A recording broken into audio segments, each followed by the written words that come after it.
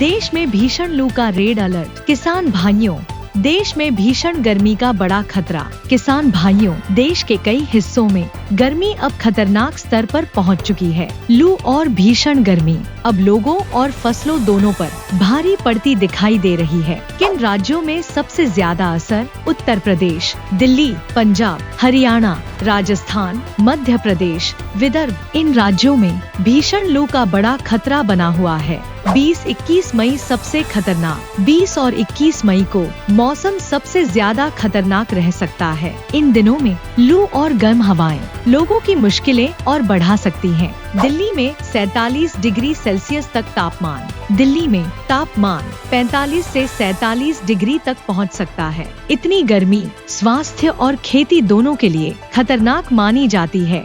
UP में 48.2 degree Celsius record. Uttar Pradesh के बांदा में सबसे ज्यादा तापमान 48.2 डिग्री रिकॉर्ड किया गया है। यह इस सीजन की सबसे भीषण गर्मी में से एक है। रात में भी नहीं मिलेगी राहत। इस बार रात में भी गर्मी कम नहीं होगी। गर्म रात की स्थिति की वजह से लोगों और फसलों दोनों को राहत नहीं मिल पाएगी। फसल पर सीधा असर। तेज गर्मी की वजह से खेत की नमी तेजी से खत्म हो रही है और फसल कमजोर पड़ रही है। पशुओं पर भी खतरा। भीषण गर्मी की वजह से पशुओं में पानी की कमी और कमजोरी की समस्या बढ़ सकती है। किसान क्या करें? अब सबसे जरूरी बात कि किसान भाई इस भीषण लू से कैसे बचाव करें। सुबह शाम सिंचाई करें। फसलों में सुबह और शाम के समय हल्की सिंचाई करें ताकि खेत की नमी बनी रहे। मल्चिंग जरूर करें। मल्चिंग का इस्तेमाल करें ताकि मिट्टी की नमी जल्दी खत्म न हो।